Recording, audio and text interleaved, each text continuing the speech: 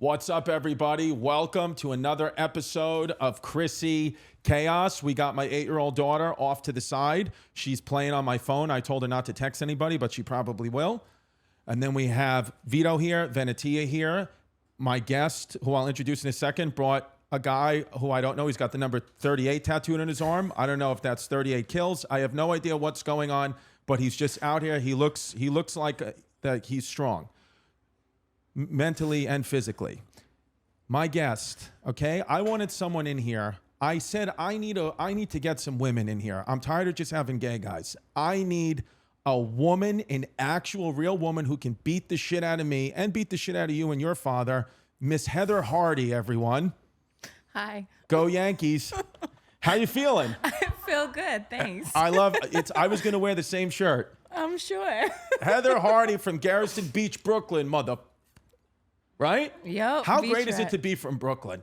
The best. It's because, and also, if people don't know, Garrison Beach, it's like, you know, the Irish Riviera over there, right? It's just like, listen, you got like Southie. Everyone's heard of Southie in Boston, you know, the Departed, all the Boston fucking, you know, like crazy, like white guys. Well, that's our Southie. It's Garrison Beach, Brooklyn. That's where Heather's from. Yeah, I shouldn't be too proud to say I'm from there, but why not? I'm a beach rat. I said, yeah, the beach rat. Hurricane Sandy didn't kill any of you. No, you're the only neighborhood. It made your neighborhood look better after the hurricane. You were like, this is a fucking improvement. So you just came straight from training? Yeah, right from the gym. Wow. So what time did you wake up this morning? Probably like 7:30. Crawled out of bed, got some coffee, went to the gym, did like 2 hours. Wow. Ran here, and then I'll go back to. Because you're fighting Serrano. Yep. See, here's the thing why we're conflicted here, okay? Is because I'm white. I'm like you. I'm a white person from Brooklyn. But my daughter, my girlfriend, my whole family, they're Puerto Rican. So we have this inner conflict. Who do I root for? My white side or my Puerto Rican side? I don't know what to do. Well, we're both Brooklyn girls, so it's like we're putting on for the city. It makes it even harder though for me because you're both girls from Brooklyn. I'm white and I love Puerto Rican people. So I don't know what I'm gonna. No, I'm gonna root for you. Well, yeah, 38 is Puerto Rican too, and he's still rooting for me. So it could be like there a you team go. thing. 38 is Puerto Rican, and that's what he'll be referred to forever. Is 38. And I don't want to know why. I'm 38 years old, so now I'm thinking it's like this is the year he kills me. I don't know. Is he your trainer? He's my boyfriend. Whoa, el novio. How you doing? And you're Puerto Rican. He's Puerto Rican. Yeah, so we got a reverse situation going. Yeah. I'm the white. You're okay. Good. So you train today. You have the big fight against Amanda Serrano, and it's a huge fight because it's you're on the Jake Paul, Nate Diaz card. So a lot of people are going to watch. Media Week is going to be pretty big, so yeah. So I'm looking forward to that. The fight's in Dallas. Do you ever get worried that you're going to get shot like JFK? No. Good. I wouldn't either. Every time I'm in Dallas, I wear a helmet. I didn't even know he got shot there. You didn't know he got shot there? Yeah, maybe now I'll be a little nervous. Yeah, he got shot there in Dallas. Every time I think of that city, that's what I think about. But do you feel? Okay, my daughter's on the phone. Let me ask you a question. Yeah, she's up here. Let me ask you a question. You know how, like, in training camp, they say, like boxing, they say, like, guys can't like jerk off or anything? Is it the same for women? I consistently say no, it's not the same for women. It's not. So women, women just be so cranky and stuff. Like I'm bad enough on a diet. You don't want to take everything. Okay, cool. Okay, nice. All right. So yeah, because I think about that, you know, because that would be for me the hardest part. I think of being a training camp. If I was a boxer, it's tough. You know, you gotta like relieve yourself that way. I think every single thing is mental. Like if you mentally think it's gonna affect you, it will. Right. And for me, I mentally feel like I need to relax, and that's what needs to happen. You don't want me to be any more of a bitch than I already am. No, listen, Garrison, bitch. Yeah. Listen, I get it. You people have to stay calm. They have to stay calm. And I have my own methods too. You know, I think it honestly, if I was a boxer and you told me I could jerk off, I would start using butt plugs. Quit? I wouldn't. Yeah, I would have to do something. I would have to get some type of sense. She's not listening, my kid. And my kid is so funny. She goes, I took her on the train for the first time today, like the subway, and she goes, Daddy, we're on the subway, and she goes, why are there so many people on the subway? I was like, oh, baby, because it's public. She was like, do they have Catholic trains? You know, like a public school, Catholic school thing. I was like, yo, like, your little mind. And then you know what? I'm proud of her. She brought her scooter, and we were literally, as soon as we got off the Staten Island ferry, she scooted down a hill and she went into a wall and she like fell off the scooter, hysterical, crying, my back, my arm. And I was like, baby, you got to get right back up and get back on that scooter. And she limped up to the scooter and she got back on. That's a good See? lesson. And that's what I was telling her. That's why I wanted to bring her today, because she's doing jujitsu and she keeps saying she doesn't want to do jujitsu. And I was like, I need Heather Hardy to get in here and convince my daughter to be a fighter just like you, because it makes, you know, when I watch you, like, you know, I'm like, you know, like how all the adversity you have to go through, single mom, all that. I watched your documentary about how you wake up at like 4:30 in the morning, 2 jobs, all these hours. And I was like, I want my daughter to be around that. I mean, her mom is amazing, but like she's not a fighter, you know? So do you feel like you're inspiring? Do a lot of like girls come up to you now, like, thank you for doing what you do, etc.? It's really like humbling, because a lot of girls do come from all over the world. They come from Gleason's and they come in and their moms are like pushing them to come talk to me because they're so nervous. You know, they got into boxing or kickboxing. I did MMA also. So you tell your daughter there are so many martial arts and so many disciplines that if she doesn't like jiu-jitsu, put her in American wrestling. Let her try kickboxing. Let her try taekwondo. Yeah. Boxing, I mean, it's the discipline of martial arts that teaches you not only can you be strong, but what you can endure. Yes. Like, I am in the ring and I'm not feeling like I'm stronger than this girl. Like, look at that. I'm looking at this girl like, you can't break me. I've been broken in the gym. You know, I mean, like nobody can break me. What I can endure is more than what you can give. I mean, literally, that picture to the left right there, that I took my kids to Disney last week. That was me. And that literally, so you just, is your nose broken in that picture? On the left? My nose has never been the same since that fight. I was spitting bones out of my mouth because first I got cut in the MMA fight by an elbow and it opened up my nose and I went in the corner and the ref came over and was like, you all right? I was like, no, I'm fine. And my nose had a big hole in it. And he was like, one more thing, I'm stopping the fight. I was like, no, I'm fine. And then the bitch kicked me right in the nose. And it was like I went, and all the bones started to come out. Oh. And I was like, fuck, he gonna stop the fight. And I was like, trying. And he was like, get over there. But like, how do you psych yourself up? Because most people, myself, 99.9% of people would be like, I'll never do that again. I don't want to get hit by another human being. It's going to make me feel worse and I don't want to do it. But you're that 0.01% that's like, I'm going to, like, you live for that almost, right? Now? Well, I think, like, I grew up in a different generation. Like, we talk about how tough I am. My daughter's not tough. My daughter is a pushover. Yeah. It's like I raised her different than I was raised, so she became different than I was. Like, I grew up in Garrettson Beach. I got beat up by my mom, my friends' moms, my friends' older brothers and sisters. Like, nobody's safe walking around, you know? Like, the whole neighborhood is just a bunch of parents working 2 jobs, and all day and all night is just kids running around in the streets, like, taking care of each other. So I got beat up so many times. My mother used to tell me, nobody out there gonna fuck you up like I do in here. So remember that. And I've had over probably 100 fights in my career. Nobody done walked to me like my mom. Yeah, now it's how different. Now I have a nut-free household. I don't have peanuts in any jars because my children are allergic. Yeah, so like I don't want to hurt my daughter's feelings. Meanwhile, my mother would come home, turn all her rings around just to hit you good on the lip. You know? Yeah, I know. Well, because you started boxing later in life.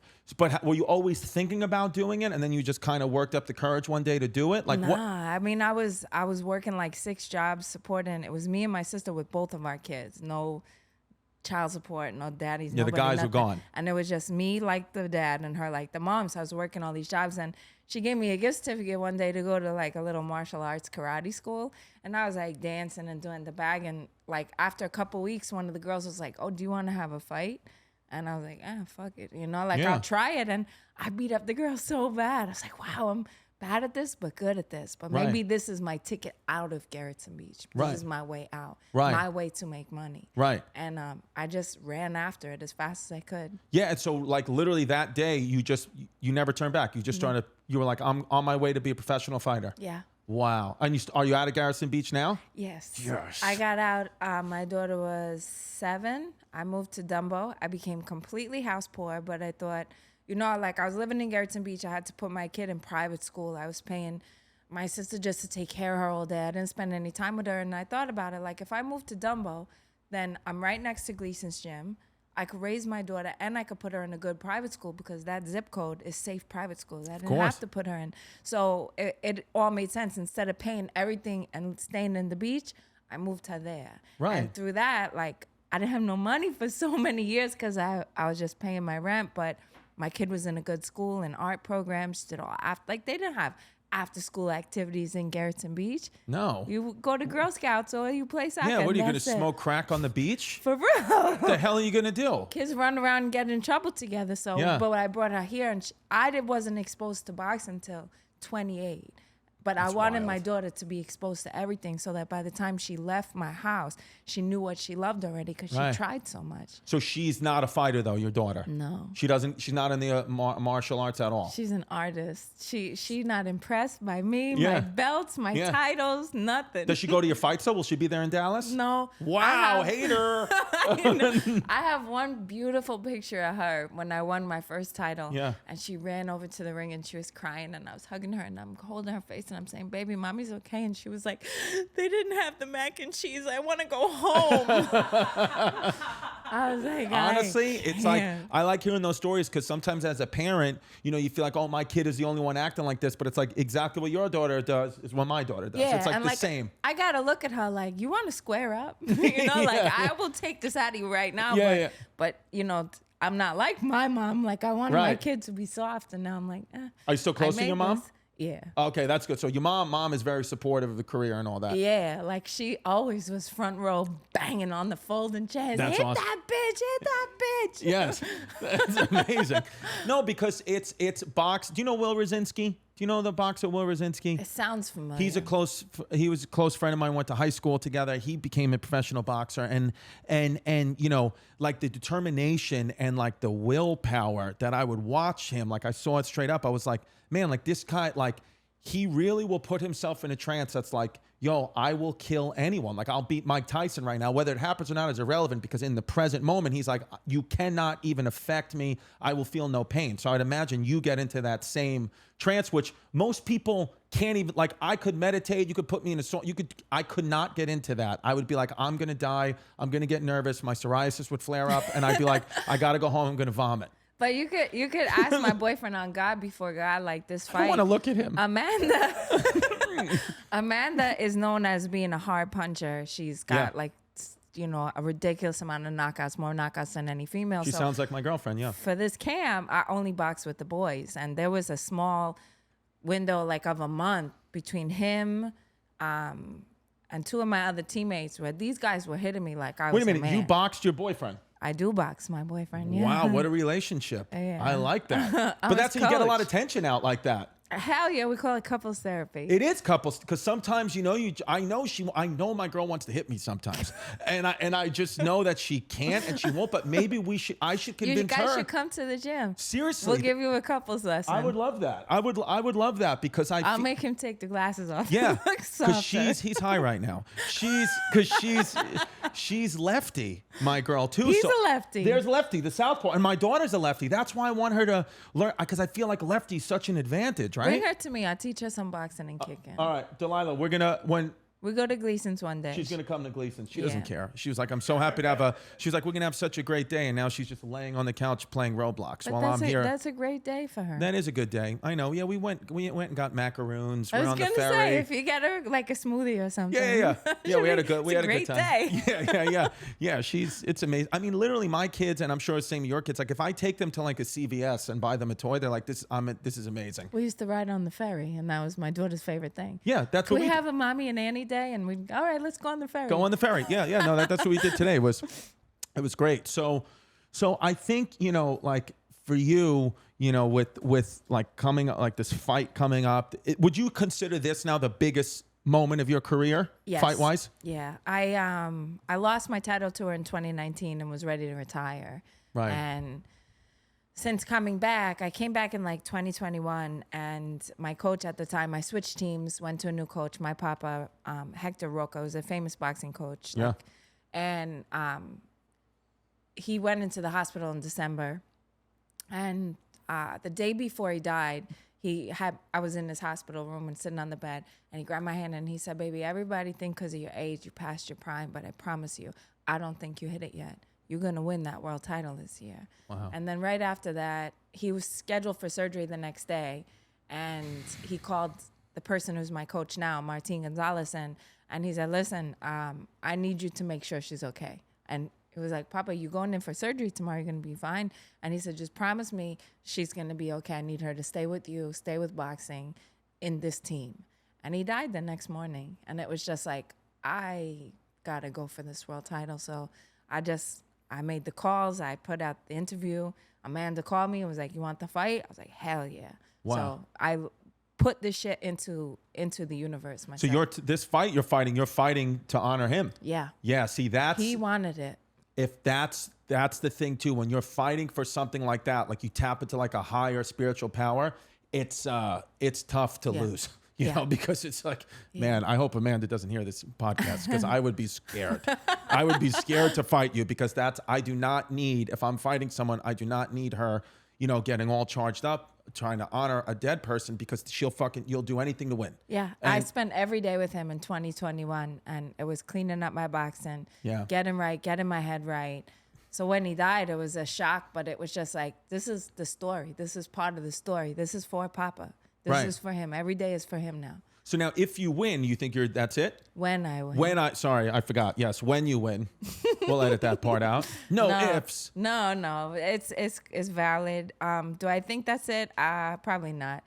Because everybody always kind of came after me because they'd be like, "Oh, you only fight for the money." Hell yeah, I fight for the money. I've had 61 stitches in my face. I'm not doing it for free. Yeah. And if I win this fight, more money is on the other side of it. Whether I go back to MMA, or I want to defend these titles, or I want to jump up and wait and go after Katie Taylor. Like, all those opportunities will be there for me, because why not? Why the hell not? Right. Do it as long, and I feel like, it's good because like you can now, I feel like that's a good thing too about having like a child who's like older. Your daughter's 19. You can go after what you want now. You did a great job. Your daughter's an adult now. I feel like sometimes, like when I have my younger kids, there's like certain things I want to do. I want to go on a world tour, but I'm like, I don't want to miss time in their life. So I'm like delaying things. But I feel like you can just like, this is about your life now, because you gave so much to raise your daughter. She's in college. That shit is expensive. I know. Start putting money away. I'm not kidding. Because now it's like, they're more ungrateful than ever. And it's like, bitch, are you for real right now? Yeah. How much money I'm spending so that you can go to university up there? You know what I mean? Like, I went to John Jay and I paid myself sitting on the train, and my daughter's up there in the dorm room doing all this shit. Yeah. I get it. No, I know. I've been saving, but we might get nuked before she goes to college. I don't know. The Russia's starting to move the nuclear weapons. And then what's crazy? I didn't know this. Heather told me right before we started that Louis C.K. he's sponsoring the fight. Yeah, he sponsored me for this fight. He stepped in and was like, because my whole career, like I never, I was a single mom, but I'm paying bills, and they don't really pay women as much as they pay men. And I always had to work like 2-3 jobs just to put myself through camp. And he was just like, you know what? I'm going to sponsor this last week. Tell me how much to write you a check for. I don't want you to work. So for this last month, I haven't had to work. And it's like, damn, this is what all these other girls got to do? Yeah. Like sleep and rest and recover and not go to school and do hair and make lunches and shit. So yeah, like he stepped in and did all that for me. Wait a second. So if he didn't do that, you are fighting the biggest fight of your life on a championship bout on a humongous pay-per-view event, and you would have had to still be working a day job. Yeah. Wow. And I was in like May and June training for this. July, it was like, okay, I could stop. Like he really like stepped in and was like, what is it going to take for you? Right. And I was like, I know nobody ever asked me that before. Nobody ever helped me like that before. So I was just like, I don't know what to say. Yeah, no, that's amazing that he, Louis great. He's going to be at the fight in Dallas. He's hoping to be there. So he said he's hoping to be there. Yeah, because I know when he came on the pod, he said he was, he put out his great last special, and then he was going to like take a little bit of time away from comedy, which I think is good. I think like to take time, even something like you said, you took about a year away from boxing, right? In 2020, you weren't really doing it. And I feel like you come back, like you have that much more appreciation when you step back. Right? One of the funny things, me and him had the conversation is like he talked about how he played the Garden 8 times. Right. And then he had that little time when he didn't play anything. Right, right. And I kind of felt the same way. Like was the first female to ever box at the Barclays Center, and they treated me like I was a goddess there. Right. And I boxed at the Garden. In the big Garden, I did 2 sports. MMA, I was with Bellator for the Garden, and I boxed in the Garden, one of the first females, to do both. And it was just like, when I walked away from boxing, I was like, man, like I really never looked around and felt it. I never lived in the moment. I was always chasing what was next or what I could do. So I hated that I never enjoyed it. So like now coming back, I can take every moment. Right. Like, and appreciate it. Yeah, slow life. You could slow life down. Yeah, no, that's cool. What do you think of like transgender athletes in sports? What's your what if I was like, hey, I'm a trained fighter. I'm going trans and I want to fight you. Would you fight me?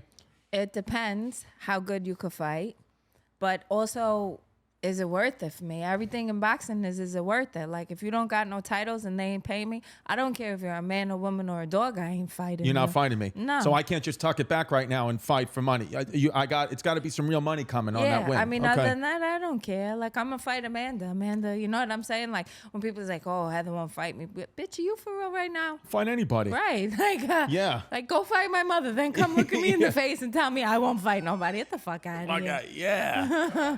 Carrollton Beach, baby. What would you want to do after boxing? Like, when eventually it will always have to end, everybody's career, even the greats of anything. What would you want to do? My dream has always been to open up my own gym. Okay. Through this evolution of boxing is probably the dirtiest sport, the dirtiest business. Yeah.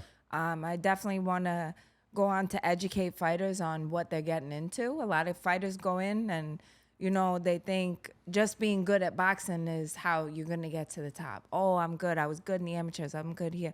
Like, you got to put a whole package together. Otherwise, nobody's going to care about you. Right. Feel me? So it's levels to everything. There's levels to boxing. And sadly, people go in thinking it's a sport when it's really a business. Yeah, of course. Oh my God. Yeah. I mean, I feel like that's our whole, like even when you see professional athletes in really any sport, sometimes it's not always like there might be better players, even there might be better players that never made the NBA, but they weren't promoted the right way, or they didn't go viral with a clip and the coaches never found out about them. So like you said, it's show business. People forget about, they only think about the show. They forget about performer, that business part of it. Yeah. Like it's all, but if I feel like, with boxing, MMA, the thing that I love about it so much, not that I'm comparing this to stand-up comedy. I know it's way different, but it is just one similarity is it's just we're alone. There's nobody really to help us. There's no team.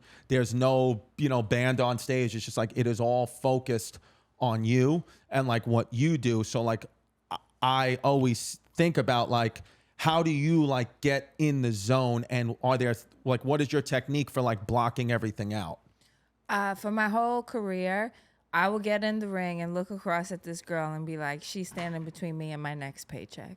And that's what it's always been like. It's a single mom hustle. It's like, people do this shit for different reasons, and I always did this to give my kid a better life. Right. Like, otherwise I would have ran after something else. I saw boxing as an opportunity to do better for my kid, so that I could get her out of Garrettson Beach, so I could put her in environments and rooms that I never got to be in, and see things that I didn't get to see until I was in my late 20s or early 30s. Like, imagine I could have been boxing from 14, 15, what I would have been doing today. See, that's wild to me. Like, you were already at, let's take when you're 27, like you're already a grown up. You already think like, whatever my life is, whatever decisions I made, like this is going to be the course of my life. And now you're sitting here only 10, 15 years later. Like, you never thought the 25, 26-year-old Heather was going to be fighting for world titles. Nobody did. My father used to tell me, like, stop playing in the gym. You're a mother. You're a mother. Stop playing. I'd be like, Dad, just give it some time, Yeah. And it wasn't until my first fight at the Barclays Center, I was like 7-0, 8-0, whatever. And my father walked up to get a beer. I don't know if you picture the Barclays Center, but it's like, everything around in a circle. So you see like the wall of TVs. And my father went up to get a beer, and on all the TVs was my face. Yeah. Talking, and he's like stopping people crying. This old Irish guy, crying like, that's my daughter, that's my kid, that's my fucking kid. And it was like the first time it sank in, like, holy shit, my kid is doing this. Yeah, that's all. And now do you feel too, because this happens, in my world too, where like you're well known, you're fighting in arenas, you're known in your sport, but the money sometimes doesn't match the fame, but you have people coming out of the woodwork asking you for money, asking you for things, and right, that you deal with that. Yeah, of course you do, because people think you're famous. They'll be like, I Googled you. Like, bitch, give me a break. I'm working 2 jobs. Yeah. I'm hungry. I got a kid. Leave me alone. Yeah. Like I've been through all that shit. Yeah. Because the fame never matched it. Oh, you have so-and-so Instagram followers. You have this, you have that. Like, so I'm still working. You come talk to me when I'm laying on the beach. Yeah. I know. Not Garrison Beach either. Not Garrison Beach. No, because then I'd be dead. We don't lay on that beach. If you see a body on Garrison Beach, they're not sunbathing. They're dead. Yeah. So at the point. So what do you do? So like you get to, because I always wonder about this. Like what is like the night before the fight? Can you sleep? Are you up all night? Like what is your schedule? It's funny, like, for most fights, it's not the fight, it's the weigh-in. The weigh-in is the day before the fight. And for me, it's always like, make the weight. Like, because I'm a fat girl. I love to eat. I love to drink. I love to not exercise. I'm a fighter, not an athlete. So when I'm in camp, everything is about making weight. So the night before my fight, I weigh in, I make my weight. All I want to do is eat. The fight's the easy part. Now I could eat food and hydrate and drink and chill. Right. And it's like, okay. It don't really sink in that I'm going to fight till I'm backstage, getting my hands wrapped. And then it's like, whoa. Shit. These people are here to see me. I got to do the show. Like, damn it, she wants to kill me. This girl wants to knock me unconscious. I used to go into my MMA fights. Like, she wants me to stop breathing. This girl, they're going to lock me in a cage with somebody who wants to kill me. Yes. Yeah, no, that I never thought about that. Yeah, they really do that. They go, good luck. Good luck. It's so that for people that don't know the sport, so like that day, before the weigh-in, like you're not eating anything. You're not even really hydrating, right? Because that gains weight. It's about water gains more weight than food. And it's about 30 hours of a dry out. So like the morning will start. I might do a half a cup of coffee just so I don't have a headache and kill somebody, but I'll put on a plastic suit. You rub the Albolene, you put the plastics on. It's usually a 2-hour workout in the plastics, a run, treadmill, hit the bag, do all the shit. And then after that, you go to the steam room, get everything out. And when you're like this, you come home, put your feet up, and then it's like 12, 14 hours where you might bite a couple ice cubes, but just float down to your weight. And how much you got to lose depends on how close you are to the weight. Like 126 for me is like, almost like I'm like, let's cut my hair and see where I'm at. That's little kid weight. Shit. Yeah. When I was fighting at 135, I was okay. Like I could eat breakfast a little bit and do, so it depends on where you are. But where you are. Yeah, and then when you're done with the weigh-in, but you can't even like gouge, eat all crazy food because you got to fight. So you got to still have energy. Yes and no. I mean, like I haven't had sugar, salt, carbs, anything like that. I mean, the closest I come is a fucking rice cake first thing in the morning, and then it's like, oh, you're gonna eat that? You know?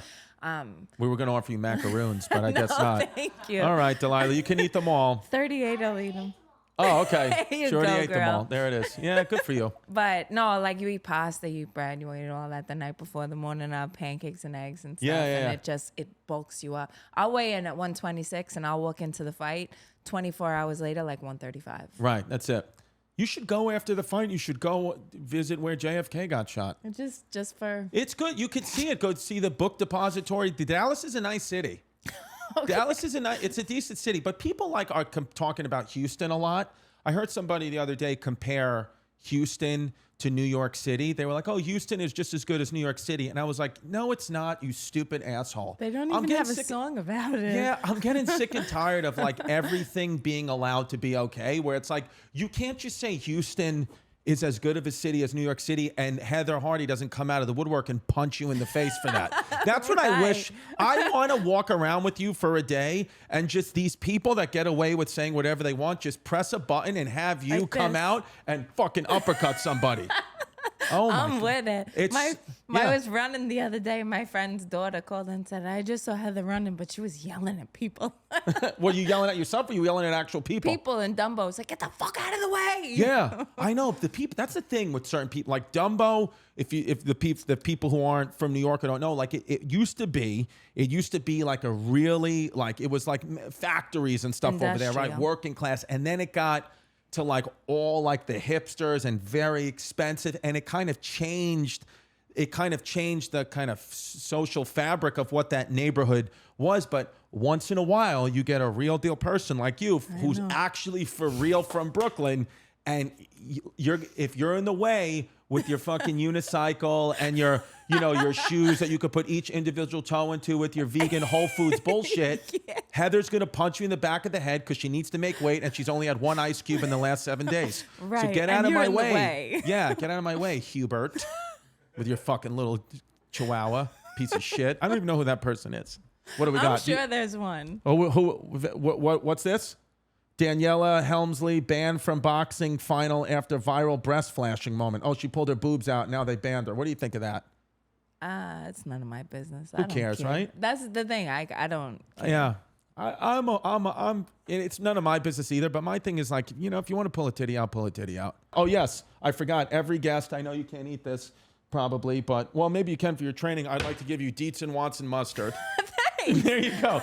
Yeah. And then here. And then, I didn't know what was coming out of that cabinet. And then also, I'd like to give you Dietz and Watson meat bites. They expired a month ago. Protein. There it is. Yeah, that's the thing. If you can handle an expired meat bite, you can beat the shit out of Amanda Serrano. It's going to put something in Yeah, me. fueled by Dietz and Watson. What we do on the show is we have people call into the show and leave voicemails for like some type of advice, some problem they got going in their life. Me and my community college background and the guest. My community college background too. Look at that. Community college chaos.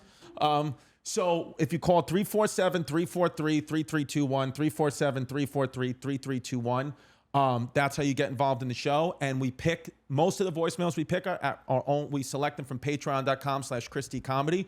We got a bunch of episodes there. If you think this is wild, patreon.com/ChristyComedy. I do that show live from my house, and shit gets nuts, okay? The other day, my girlfriend threw a frying pan that was still hot in the oven at me during the show. So here we go. Let's listen to this voicemail. Chrissy, this is a longtime listener of yours. Just a question. I've been on the dating apps. I'm 28 in Westchester County. That's where I live. Just my question is, this guy's got to speed it up. What are your thoughts on these dating apps like Bumble and Tinder and Hinge for a young man like myself? And would you ever use them if you had to use them? Love the show. Put some pants on. Or okay. Don't. Thank you for your question. I just want to say what we all know is, I know you've said, what are the dating apps like Bumble and Tinder, but we know you're talking about Grindr, and that's fine. You can just say it. We're open here. It doesn't fucking matter, okay? It's clear it's Grindr. First of all, you're going to have trouble. I wouldn't talk on the date because you sound like the Gilgo Beach serial killer. So you need to just fucking either talk faster or don't talk, because you're going to lull. I mean, Heather almost fell asleep over here. Granted, she hasn't had a bite of food in a week, but she almost fell asleep. So I think the dating apps are fine. I think they're fine. But I personally think being old school is better. Go out and meet a girl, in public. I think it's just let things happen the natural way, okay? Or you're 28, start a fucking boxing career like Heather did. What do you think? What do you think about the apps?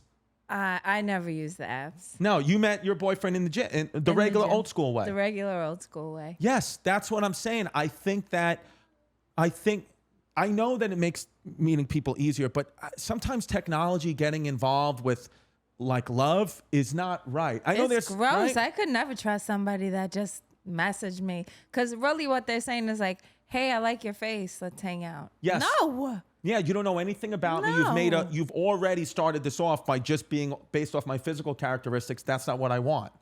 Right, because what if happens I show up on a date and I don't have any legs, I'm just a torso. Right. Are you going to want to have sex in my torso? Now you don't like me? Exactly. So I think the thoughts on the dating apps are that, but I would, again, for this specific person, I think you can do it, but just don't talk or talk faster. We got another one, or do we just have one? Okay.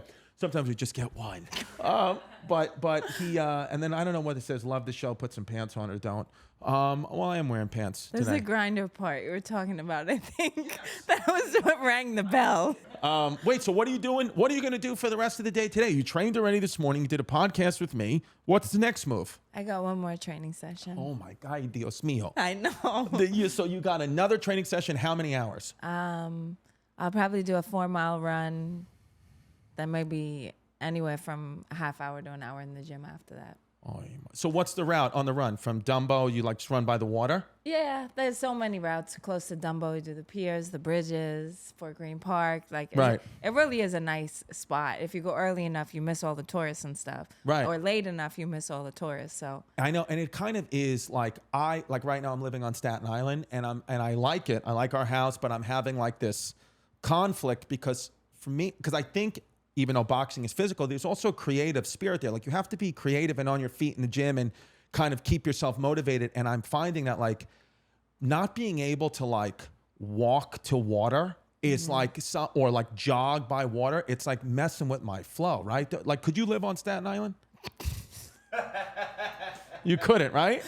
no. No way, right? No, that's like planet traveling on Staten Island. First of all, I don't drive, so it's impossible for me to live on Staten Island and not drive. But right. I know my mom, when I moved to Staten Island, she's like, what are you doing?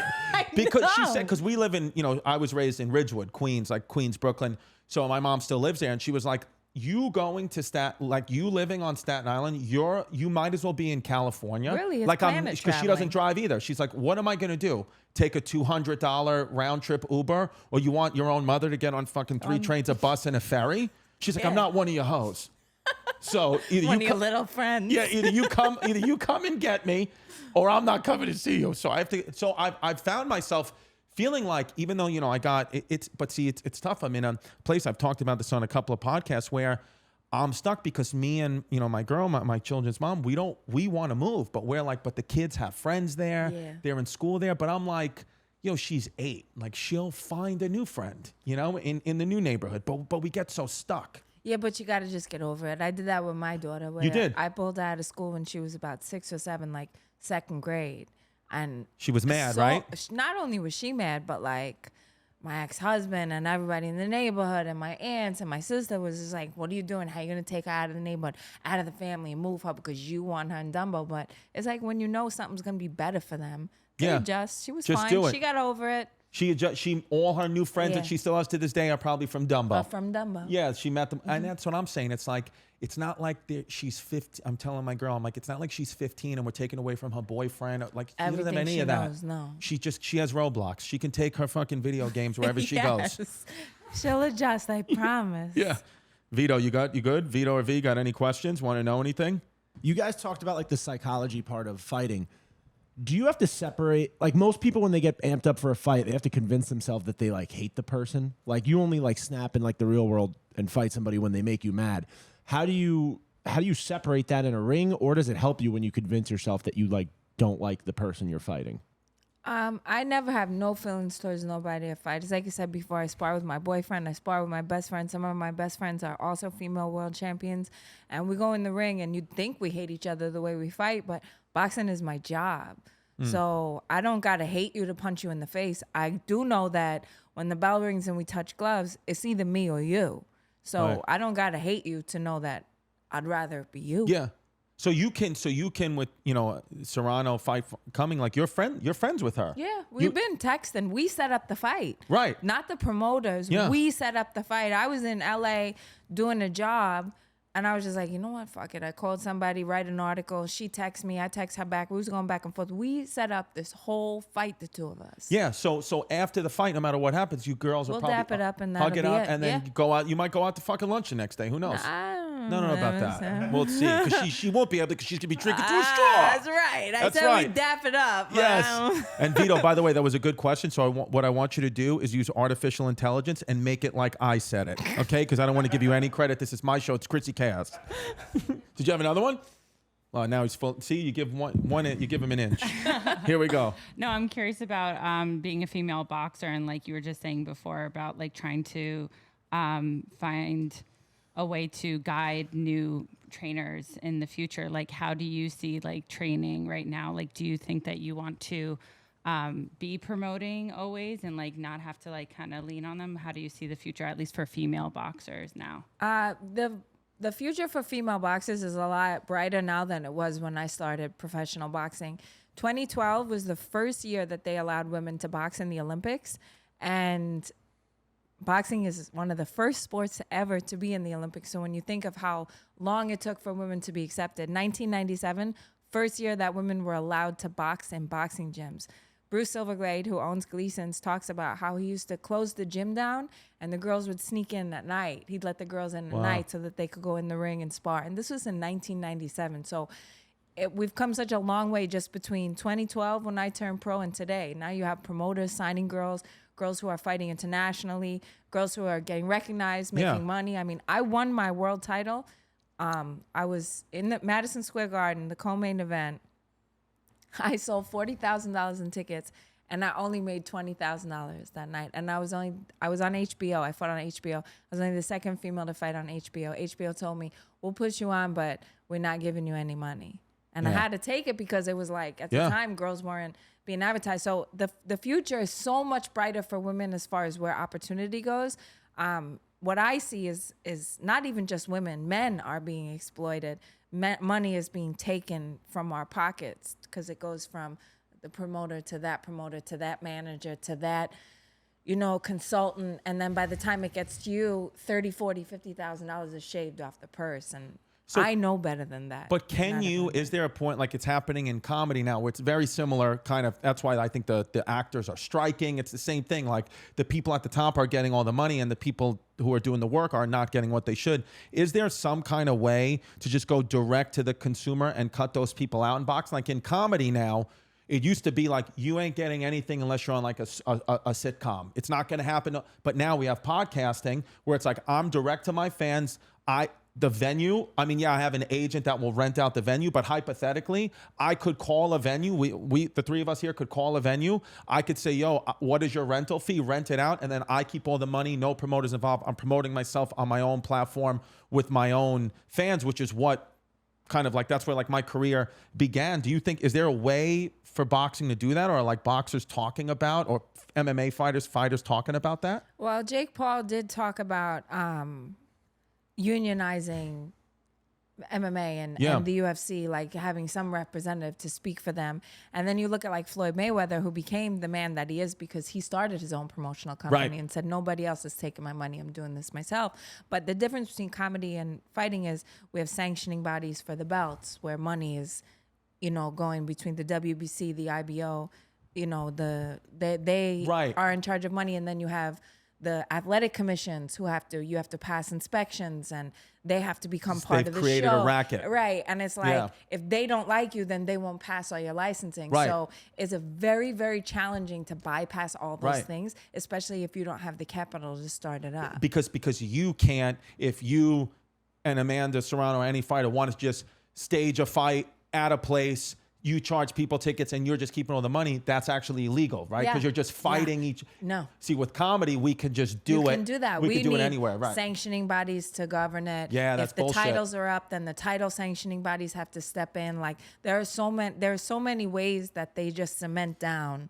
And like I never had a boxing manager, I had an MMA manager because that's a whole different world. But I always So for me and Amanda to talk and negotiate price and negotiate money and negotiate everything, and then let it go back to the promoters and see how the dollar amount dropped from where we started to, well, I get this cut and I get this cut, so you only get this cut. Yeah. I hear it because I'm my own manager, but if I wasn't my own manager and someone else was talking for me, they also would have pocketed and I would have wound up with less. You realize there's like a lot, and it's just like it's a chain. It's capital. It's just being a capitalistic society. But you realize, like I've realized, like having a career in entertainment when I, now, again, everything's direct to consumer, and now like my life all changed, my family's life changed. Like now we have it going the way we want it. But when I was trying to go the, historic route, TV shows, movies, there's just so many snakes. Yep. And it seems like boxing or MMA, the whole fighting community, it's like they've actually made it illegal for you to do your job. What you can't do your job without them, which is it's like an insane thing. Here's what about you ready for this? You and Amanda fight where there are no rules, North Korea. What do you think? It could be done. It could be done. You could be the announcer. I'll do it. The promoter. We'll have the poses, everything. Yeah, if I make one joke against Kim Jong-un, they fucking decapitate me. Yeah. No, it does suck because I don't think the everyday fan is thinking about what you as the athletes think about. Like there's like, again, like, these numbers that agents and managers and promoters throw out, I'm taking this percentage. It's literal mafia racket. That is not based in any type of accounting figure. That's just saying I'm taking that because that's what it is. Because that's what I want, and because I know that she's only made this amount of money before, and this is more money than she's ever made, regardless of how much I'm taking. And at the end of the day, I'm not going up telling jokes. I've had 61 stitches in my face, and that's something I got pushed on stage once. I just want to say. But Somebody I pushed mean, me. like I've had 61 stitches in my face. I've had friends who've died in the ring. Like to say, like when you go out there, it's not just fun. Like I'm putting my life on the line for someone else's entertainment, my face on the line, my body on the line for someone else's entertainment. And it's not just those, 20 minutes that I'm spending inside the ring with this girl. Yeah. I've been getting beaten up by men. For 3 months. Yes. So all that money is 3 months of time in the gym, miles, diets, like head trauma, concussions. Yeah. All of that is what leads to those 20 minutes in the ring. Yeah. That people say that I'm not, Yeah. And then somebody's going to take a percentage of that money that you earn just because that's the way it is. Yeah, because he got a piece of paper that says, I answer the phone for you. Yeah. It's fucked up. Yeah. It's the same with me. I'm the one who has to get on the flight and fly to do these shows in Honolulu, not you. Do you think that being you are an athlete and you said that you got into this sport because of growing up and you were tough. Do you encourage women to get into boxing a little bit more, and how would you encourage? Should Venetia get into boxing? The sport is dirty. My one piece of advice is if you want to get into boxing to be a fighter, be smart and learn how the money is made, because that's the only way you're going to get anywhere. It's not for fun. You don't get hit in the head for fun. You don't get knocked out for fun. If you love it and you love fighting, be smart. It's not just a sport. It's a business. Yep. I love it. Delilah, go to that microphone. I wanted you to think of 2 questions. Come on. Put the phone down. Put the game down. You had an hour to think about them. Just speak it to that microphone. What are the 2 questions for Heather? I told you I wanted you to think of 2 questions. I told you since Staten Island to be thinking of these questions. It's 2 hours later, honey. What did you ask her? Ask her. What did I... Speak it to that microphone. We can't hear you. Speak it to the microphone. What do you want to know? Venetia will bring you the microphone. Here we go. Right there. This one. What do you want to know? Okay. We got it. Here's my daughter, who's the southpaw. How do you prepare for a fight? I train real hard. I spend a lot of hours at the gym, and I eat healthy food. And she brushes her teeth. I brush my teeth before bed every night. And I listen to my dad. And you listen to your mom and dad. And she does all her homework. Okay. What's one more? Come on. Just think of one on your own. It could be anything. It doesn't even have to be about boxing. Any question you've ever wanted to ask to her. Are you a lefty or a righty? I'm a righty. Whoa. But the girl I'm fighting is a lefty. So yes. And I've been she's training with she's a not lot talking of about the way she votes. She's talking about her strategy. All right, thank you, Delilah. That was a good yeah, she's good. See, my daughter wouldn't have even stood up. Yeah. No, she's good. She has macaroon brain. As a South Brooklyn girl, I got a question for you. These are two very different types of restaurants, but I feel like I usually put people in this way when they go down there. I know what you're going to ask. Go ahead. Are you Allenby Spumoni Gardens? You Rollin' Roaster? I will never be Spumoni Gardens, not 1 second of my life. Yeah. That pizza is trash. Trash. Wow. You heard? Trash. You hate it. I hate it. Oh, my and God. I thought you was going to say Brendan and Carl Rolling Roaster, in which case, Rolling Roaster, always. You go, see, Brendan and Carr, I love Rolling Roaster, but Brendan and Carr, you know what Brendan and Carr has? The best fountain soda you've ever had. I'm going to give you that. I'll give you that. I don't but know what they put in their soda. Crack. No, from literally. Garrettson Beach. Garrettson Beach crack. Wow, so you do not like L&B Spumoni Gardens? No, that pizza is trash. It's hype. I like the Spumoni, but Not the you would L&B. never see me going to L&B So for no pizza. you're going to imagine Amanda Serrano's face being an L&B slice next week. I'm gonna picture her being like, I love L&B. I die for L&B. Wait a minute. So what do you think's the best pizza in Brooklyn then? This is a hard one for me because I'm from Garrettson Beach. You gotta go with what you know. Victoria's got the best pizza in Garrettson Beach, the best square. I know where it is. Yeah. What about Lucali's? You ever have Lucali's? No. Pizza, Lucali's. I just had Lucali's. I've had it before, but I've had it recently a month ago. Lucali's is banging. And honestly, Vito's on 10th Avenue and like 37th Street. Okay. I don't know that one. They got good pizza. It's by one of the gyms I used to train with. What about the Wow. Fara? I never went there. No? I never went there. You know what's interesting about New Yorkers is We don't go to the famous spots. yes, that's what I was going to say. There's a lot of times where like we're all from New York in here, but there's a lot of times where like so many people have moved to New York where they'll be like, where do I have to go get a, they'll be like, where do I have to go get a hoagie? I'm like, first of all, I've never said hoagie in my fucking life. So I don't even know what that is. And they're like, where's the best plain slice? I'm like, you mean a regular? You fucking dumb fuck.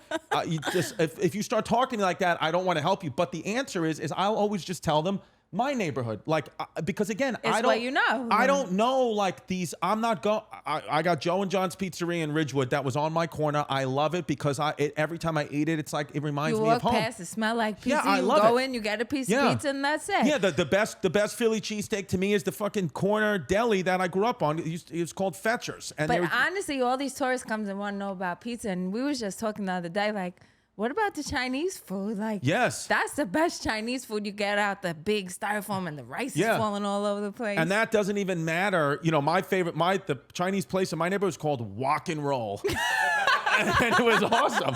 I love Walk and Roll. Were you hyped when the fries came back? Nah, because I really wasn't in the neighborhood to be Yeah. eating none of them bad fries. I haven't been there in ages, but Yo, you when know, you I beat grew up Amanda, you should go to Rolling Roaster to Hell celebrate. yeah. That's what we'll do. First of all, when I beat Amanda, I'm going on a food tour around Brooklyn because I haven't eaten in 2 months. I just want all the food. I want margaritas. I want to sit outside with an Aperol spritz and have someone bring me some pizza. Yeah. Like I want you to come back on this podcast 2 months from now and be 50 pounds heavier. I'm gonna be walking in here. You're gonna be like, "Oh, Yeah. did you eat Heather Hardy? Yeah, I'm gonna be like, nothing's changed. You look great." Yeah. Oh.